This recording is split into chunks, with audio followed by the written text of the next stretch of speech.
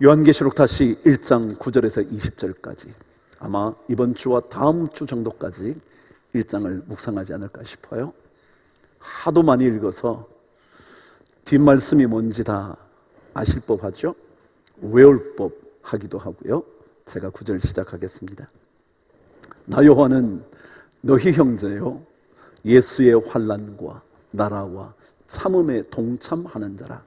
하나님의 말씀과 예수를 증언하였음으로 말미암아 반모라 하는 섬에 있었더니 주의 날에 내가 성령에 감동되어 내 뒤에서 나는 나팔 소리 같은 큰 음성을 들으니 이르되 내가 보는 것을 두루마리에 서서 에베소, 서머나, 버가모, 두아디라, 사대, 빌라델비아, 라오디게아 등 7 교회에 보내라 하시기로 몸을 돌이켜 나에게 말한 음성을 알아보려고 돌이킬 때에 7 금촛대를 보았는데 촛대 사이에 인자 같은 이가 발에 끌리는 옷을 입고 가슴에 금띠를 띠고 그의 머리와 털의 희기가 흰 양털 같고 눈 같으며 그의 눈은 불꽃 같고 그의 발은 풀무불에 단련한 빛난 주석 같고 그의 음성은 많은 물소리와 같으며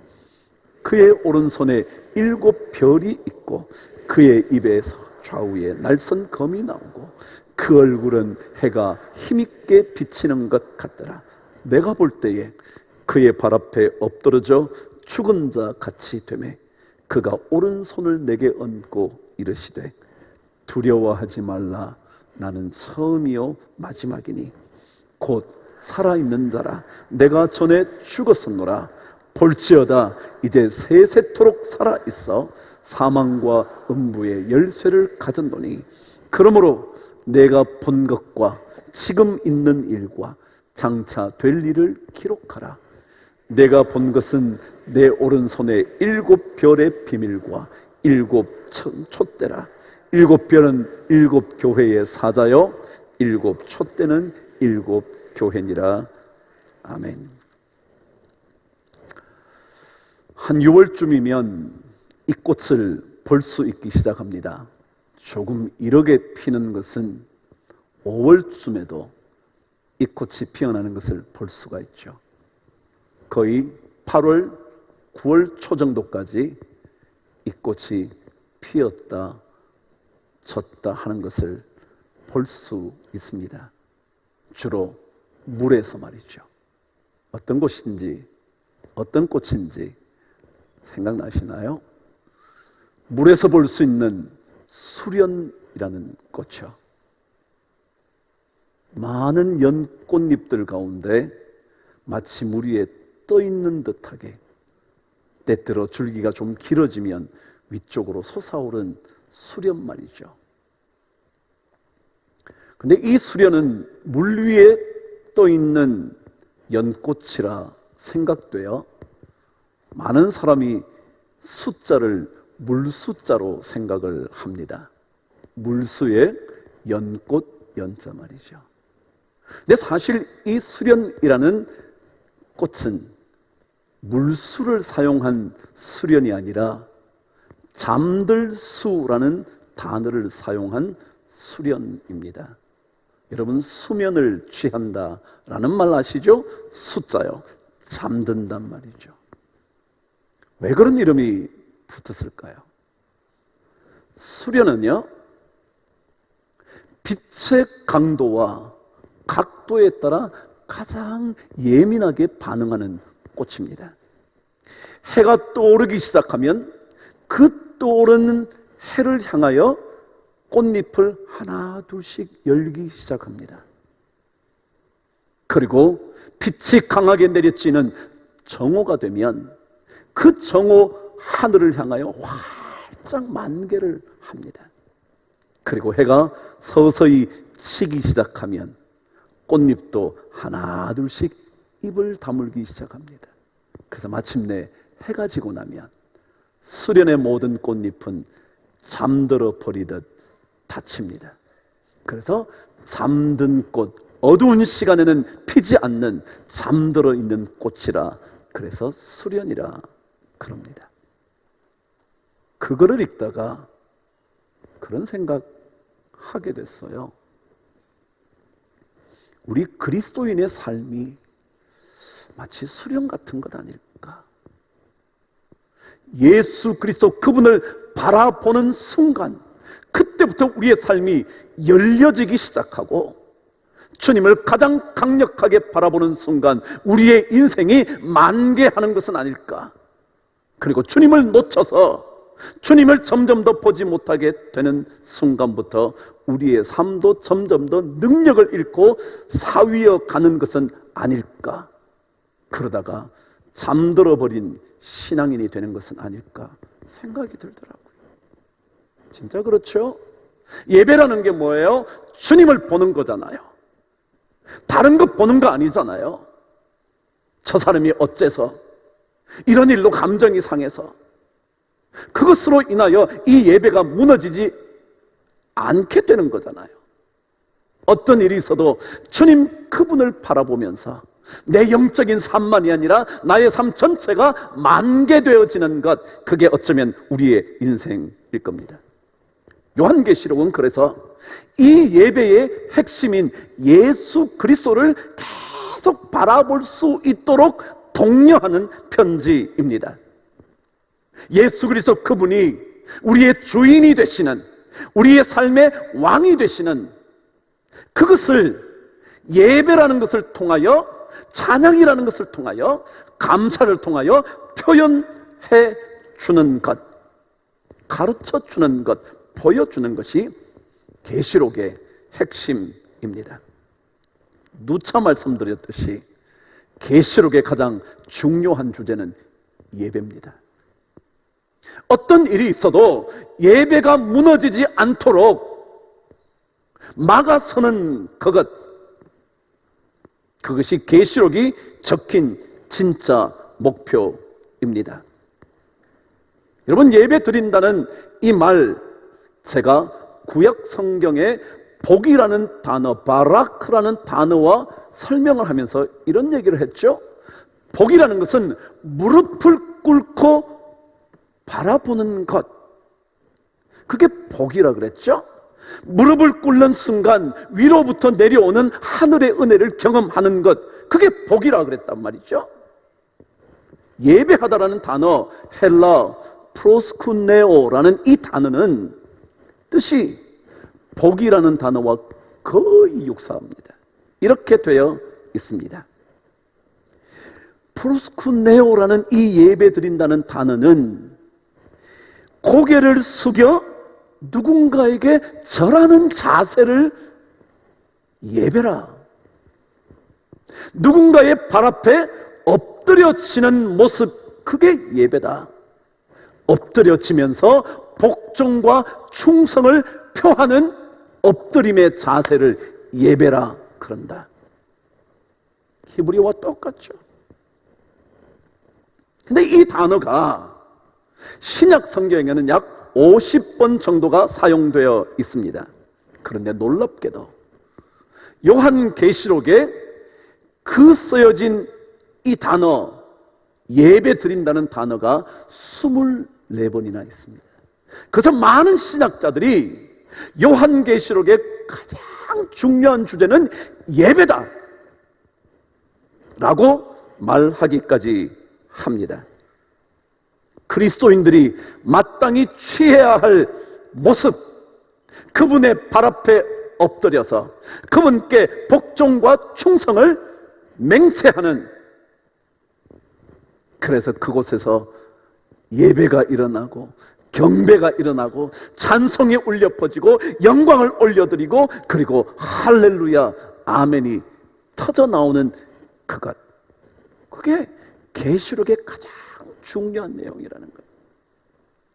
그래서 요한계시록에는 전체를 통하여 7번의 영광송이 등장합니다. 예를 들자면 하나님과 보좌에 앉으신 어린 양에게 영광이 세세토록 있을지어다 라는 그런 것 말이죠.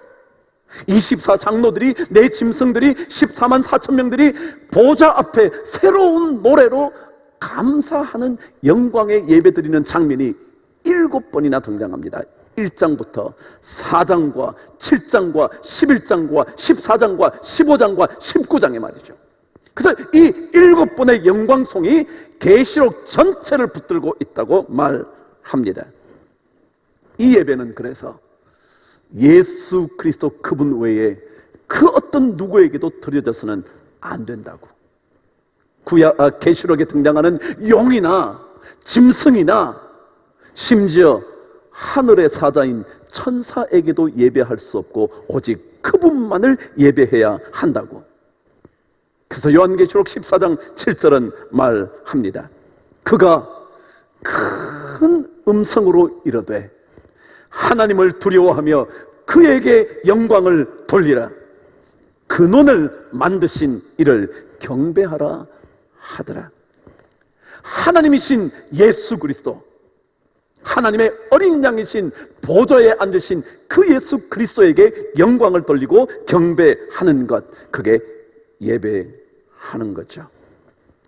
계시록은 그래서 예배가 무너지는 영적 전투의 패배를 막으려고 계속 하나님의 사람들에게 도전하는 책입니다. 다시 한번요.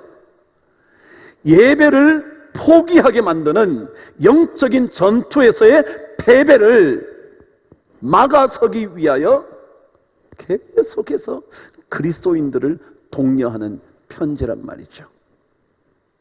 사도 요한이 핍박을 받아 밤모섬에 갔지만 하나님을 예배하는, 예수를 예배하는 것 포기하지 않았던 것처럼 모든 핍박 가운데서도 예배를 놓칠 수 없도록 계속해서 말씀하고 있는 거라는 거예요. 핍박과 박해 가운데서도 예배만은 그칠 수 없다고. 마치 우리의 삶 속에 어려움이 닥치면, 힘들어지기 시작하면, 억울한 일을 만나면, 정말 말도 안 되는 오해를 받기 시작하면, 내 마음이 불편해지기만 하면 예배를 금방 포기해버리려고 하는, 박해 정도가 아니라, 핍박 정도가 아니라 조금의 어려움만 생기면 예배를 포기하려고 하는 사람들에게 그럴 수 없다고 막아서는 하나님의 메시지가 담긴 것이 계시록이란 말이죠. 그것만 아니에요. 또 다른 영적 전투는 이런 것입니다. 우리의 삶이 평안해지면 예배를 포기합니다. 왜요? 예수 없어도 평안한 인생을 사니까 말이죠. 예수 없어도 이 정도 살면 되는 거 아니냐고. 그래서 마치 로마 제국이 그 강력한 모든 것들로 백성들에게, 그 제국의 사람들에게 다 공급합니다. 이 정도면 됐지, 황제를 섬긴들 무슨 상관이냐고. 이 정도 인생이 주어지는데. 그래서 평안함으로 인하여 영적 전투에서 패배하지 않도록 그리스도인들을 독려하는 편지죠. 그래서 어느 신학자는 이렇게 적었더라고요. 요한계시록은 영적 전투의 패배의 가능성을 봉쇄하려는 목적이 담겨 있다. 요한계시록은 어떤 책이냐 하면 영적 전투에서 핍박 때문에, 어려움 때문에, 힘든 일 때문에 예배를 포기하려고 하는 영적 전투의 패배와 평안함이 주는 그런 영적인 패배로부터 우리를 완전히 막아서는 봉쇄하려는 목적을 가지고 계시록이 기록되어 있다는 거죠. 이 예수 앞에 우리는 계속 엎드리는 예배의 사람이 되는 것, 우리는 계시록을 통해서 묵상하는 거죠. 그래서 이 예수가 어떤 분인가? 이 예수는 어떤 분이길래 우리가 이분 앞에 예배하고 그분 앞에 엎드려야 하는 것일까? 1장에서는 상세하게 풀어나가는 거죠. 마치 그의 눈은 불꽃과 같고 그의 발은 영광과 능력을 상징하는 빛난 금강석 같고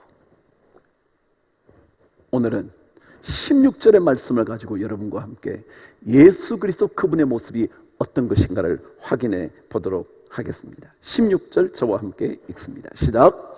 그의 오른손에 7별이 있고 그의 입에서 좌우에 날선 검이 나오고 그랬어요. 7별은 이미 읽으신 대로 7별은 7교회의 사자라 그랬습니다. 사자가 뭐예요? 대표하는 사람이잖아요. 그러니까 7교회를 대표하는 사람, 누군지는 모르지만 있겠죠. 근데 이것은 7교회 전체를 의미하는 것과 똑같았습니다. 그래서 7교회, 그것에 있는 사자들, 그것은 7교회를 대변하고 있다고 말할 수도 있습니다. 그 교회를 오른손에 붙들고 계시는, 그 교회의 주인이 되시는, 그 교회를 유지하고 계시는 그 예수, 그 예수의 입에서 좌우에 날선 검이 나오고 있다는 거예요. 이게 무슨 말이냐 하면, 좌우에 날이 섰다는 게 이런 거죠. 이쪽도 날카롭게 단련되어 있어요. 예리하게 깎아져 있죠. 반대편도 마찬가지예요. 다시 말하면 이곳은 무딜 것 같아서 이쪽으로 다가오면 아니라는 거죠. 아니, 이곳이 너무 날카로워서 반대편은 괜찮겠지, 가보니까 거기도 날카롭다는 거예요. 다시 말하면 어떤 우리의 죄악도 그분의 칼날을 피해갈 수 없다는 거예요. 마치 그의 눈은 불꽃 같고라는 심판하시는 예수 그리스도의 모습을 다시 한번 반복해서 이렇게 말합니다. 좌우에 날선 검 같다고. 어떤 죄악도 잘라버릴 수 있습니다. 어떤 죄악도 끊을 수 있습니다. 어떤 죄악도 걷어낼 수 있습니다. 그것 때문에 심판과 동시에 죄악을 끊어내고 해결함으로 말미암아 구원해내실 수 있는 심판주와 동시에 구원주이신 예수 그리스도를 이렇게 표현하는 거예요. 그의 입에서 좌우에 날선 검이 나오고 있다 말이죠. 우리는 그분의 날선 검을 피할 수가 없습니다. 이쪽이 괜찮을 듯 해서 가보지만 그쪽도 날이 서 있습니다. 저쪽이 괜찮을 듯 하다 생각하고 그쪽을 가보지만 그쪽도 여전히 날카롭습니다. 우리의 죄악을 지적할 수 있고 잘라낼 수 있습니다. 그러나 죄악을 잘라낸다는 의미는 심판의 의미보다 더 중요한 구원의 의미가 있습니다. 우리의 죄악을 해결하실 수 있는, 우리의 죄악을 잘라내실 수 있는, 그래서 하나님 앞에 의롭다 말할 수 있는 그 검을 가지신 분이 예수 그분이라는 거죠. 그래서 그분 앞에 우리가 엎드리는 것을 예배라 그런단 말이죠. 그런데 오늘 성경은 저와 함께 이 본문을 묵상하기 위하여 이 말씀을 보는 겁니다. 16절 뒷부분을 함께 읽겠습니다. 시작. 그 얼굴은 해가 힘있게 비치는 것 같더라 그랬어요. 예수님의 모습을 어떻게 기록하고 있느냐면 그분의 얼굴은 해가 힘있게 비쳐 나오는 것 같다 그랬습니다. 그러면 해가 뭐죠?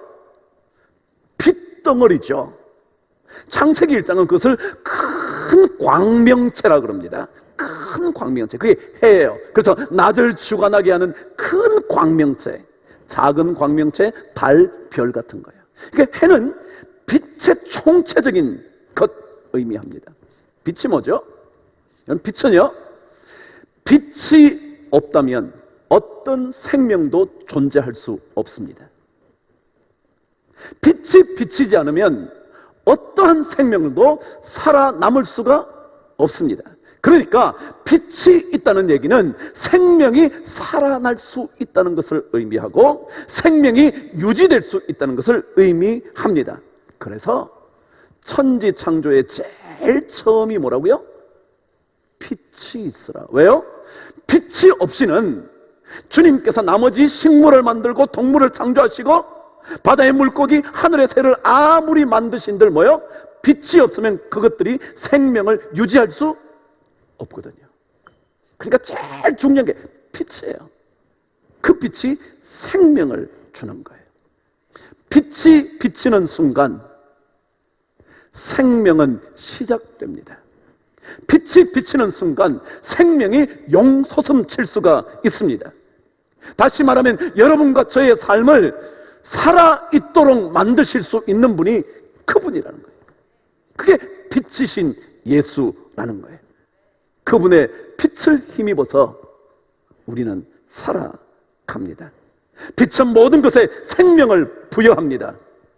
그 생명의 빛이 힘있게 거침없이 비칠 때마다 사망의 어두움이 물러가는 겁니다. 죽음의 권세가 떠나가는 겁니다. 음부의 권세가 문을 닫게 되는 겁니다.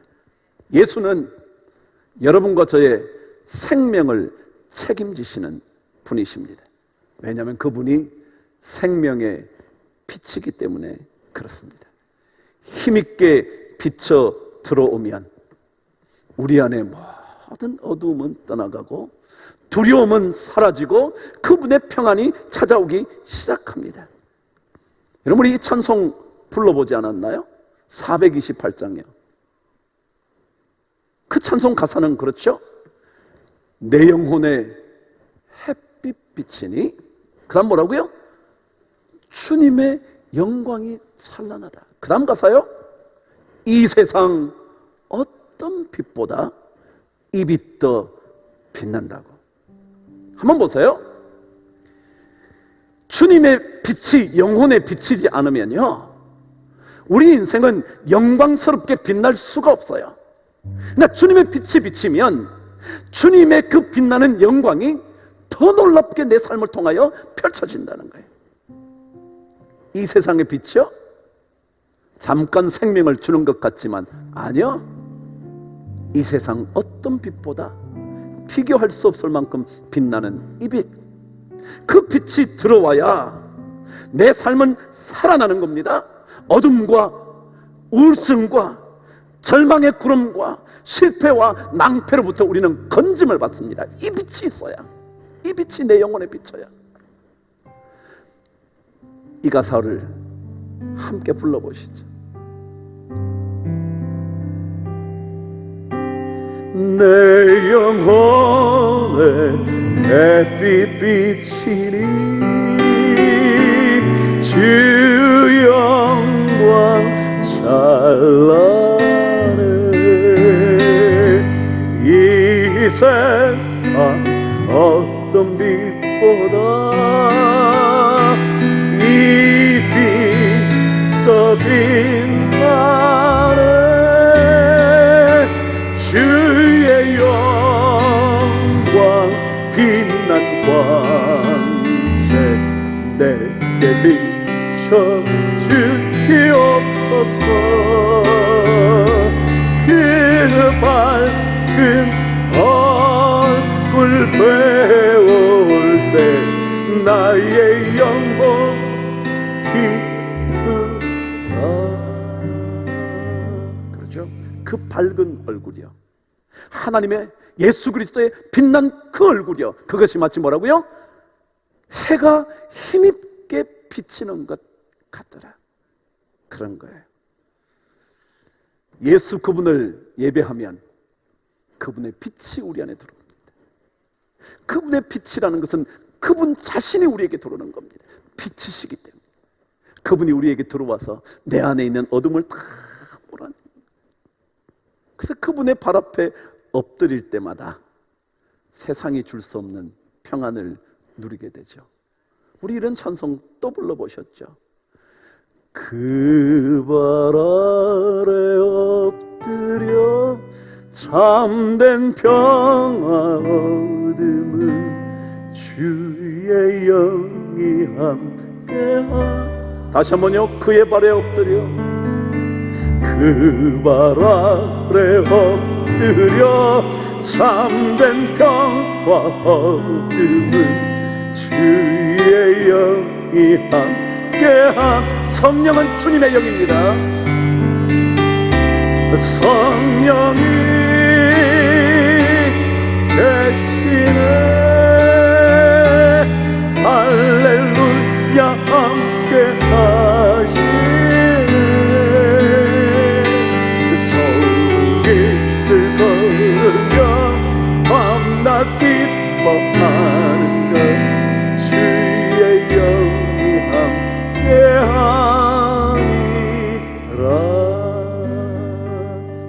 얘기하잖아요. 주의 빛이 비치면 좁은 길이 무슨 문제예요? 힘든 삶이 뭐 그리 염려겠어요? 그거 다 몰아내 주시는 생명의 능력의 빛인데, 그래서 우리는 주님 앞에 엎드리면서, 주님, 생명의 빛이신 주님, 나를 살려 주시옵소서. 생명의 능력이신 주님, 나를 건져 주시옵소서. 나를 새롭게 빚어 주옵소서. 나를 어둠과 두려움에서 건져 주시옵소서. 그래서 18절에 그분은 사망과 음부의 모든 빗장을 열 수 있는 열쇠가 되신다고 말하는 거죠. 자, 이분 앞에 엎드리면요, 그분이 드디어 그분의 능력의 오른손을 내게 얹으시고 하시는 말씀이 있어요. 뭐라고요? 한번 읽어보실까요? 그가 오른손을 내게 얹고 이르시되, 뭐라고요? 두려워하지 마라. 두려워하지 마라. 예수 그분을 만나면 두려움을 몰아낼 수 있습니다. 예수 그분 앞에 엎드리면 두려움에서 벗어날 수 있습니다. 염려와 근심의 덫에서부터 빠져나오게 됩니다. 주님 앞에 엎드리는 것은 더 이상 두려움이 아니라 새 힘과 능력을 공급받게 되는 겁니다. 구약 성경에는요, 또 다른 묵시 문학 책이 하나 있어요. 다니엘서라고요. 그래서 신약의 묵시 문학의 책이 요한계시록이고요, 구약의 또 다른 묵시 문학의 책이 다니엘서입니다. 그래서 이 두 책을 읽으면 쓰인 용어들이 비슷합니다. 묵시 문학에서 사용되는 용어들이죠. 예를 들어 인자 같은 이가, 혹은 사람 모양의 어떤 것이, 뭐 이런 것죠. 빛난 눈여, 빛난 추석여, 발여, 이런 얘기들이 막 비슷하게 적혀져 있습니다.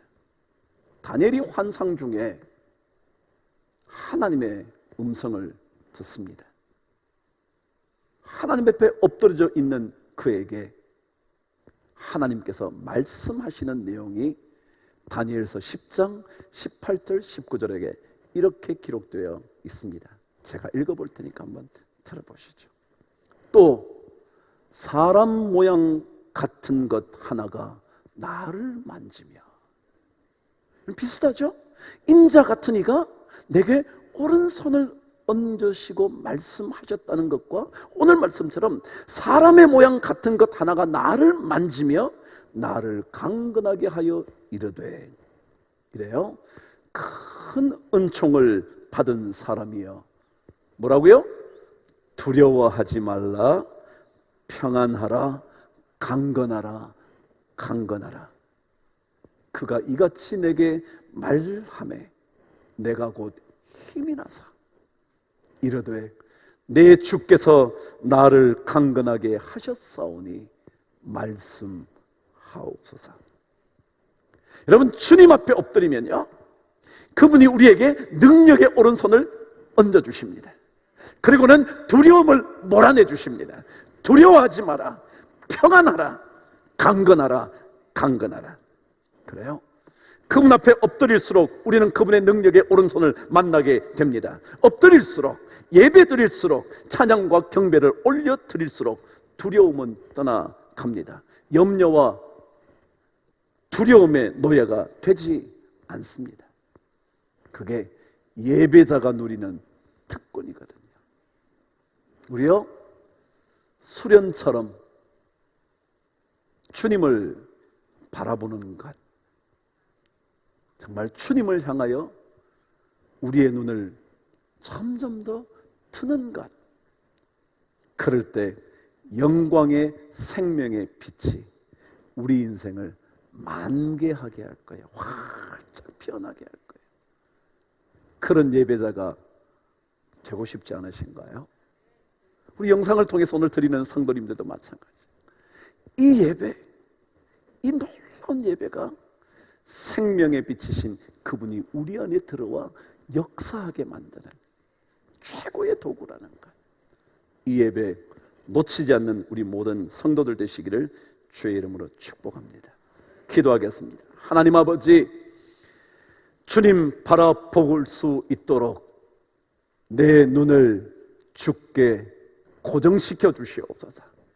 다른 건 아무 쳐다보지 말게 하여 주시고 차라리 주님 앞에 엎드려 주의 능력을 덧입는 인생 되게 하여 주시옵소서. 예수 그리스도 이름으로 감사드리며 기도드리옵나이다. 아멘.